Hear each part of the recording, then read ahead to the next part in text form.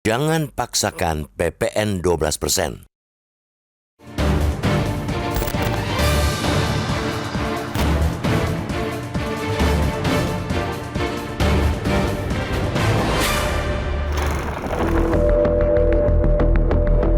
Penolakan atas penerapan pajak pertambahan nilai PPN 12% mulai 1 Januari 2025 makin kuat pasca pengumuman keputusan pemerintah tetap memberlakukan rencana kebijakan tersebut.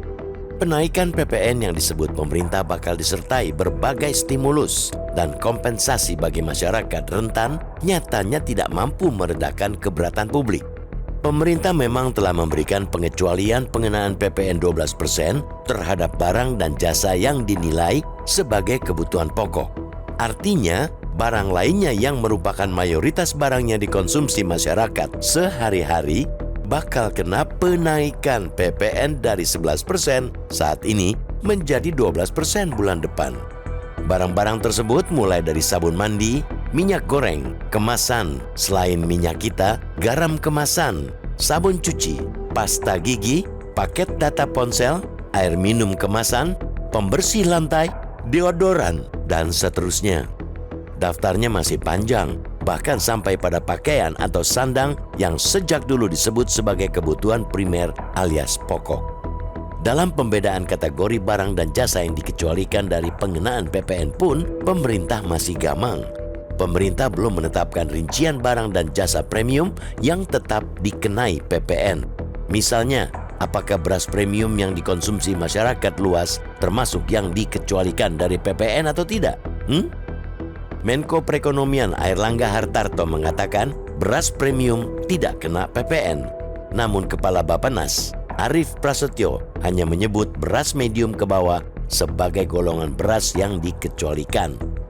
Pemerintah begitu kukuh menerapkan kebijakan yang menambah beban masyarakat di tengah kondisi ekonomi yang tidak baik-baik saja. Gelombang PHK masih terjadi, masyarakat juga sulit mencari pekerjaan. Hingga kini, belum ada tanda-tanda pemulihan jumlah kelas menengah yang tergerus hebat sejak pandemi COVID-19. Sikap keras pemerintah sungguh layak dikritik. Alih-alih menempuh langkah simpel dengan menunda penerapan PPN 12%, pemerintah malah memilih jalan yang ribet dan lebih banyak menyedot uang negara. Dalam suatu kesempatan, Kementerian Keuangan menyebut tambahan penerimaan uang negara dari penaikan PPN menjadi 12% tahun depan sebesar 75 triliun rupiah. Akan tetapi, biaya kebijakan pengecualian dari PPN sebagai stimulus serta kompensasi yang digelontorkan pemerintah terkait penaikan PPN mencapai 445,5 triliun rupiah. Belum lagi efek domino terhadap industri. Sebagai contoh pada industri tekstil dan produk tekstil atau TPT yang jelas-jelas sudah amat terpuruk. Berbagai stimulus tidak akan banyak membantu bila produk mereka tidak terbeli karena konsumen semakin selektif berbelanja akibat harga barang naik. Dalih pemerintah bolak-balik karena penaikan PPN dari 11% saat ini menjadi 12% mulai awal tahun depan merupakan amanat undang-undang.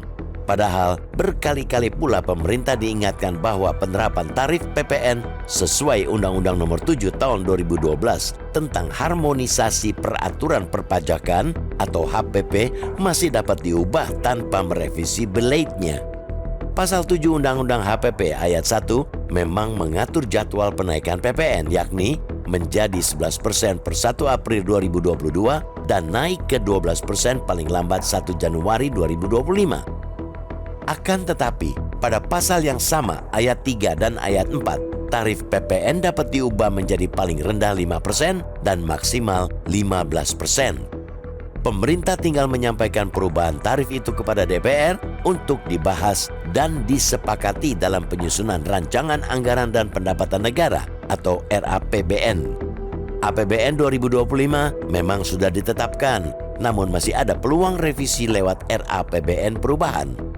Ini hanya persoalan kemauan politik pemerintah dan DPR untuk benar-benar memperhatikan beban ekonomi masyarakat. Tidak usah dikhawatirkan bahwa dalam Undang-Undang HPP hanya disebut RAPBN, bukan RAPBN perubahan. Toh, pemerintah juga bisa mengecualikan sejumlah barang dan jasa dari pengenaan PPN 12% kendati tidak masuk dalam daftar pengecualian yang diatur dalam Undang-Undang HPP.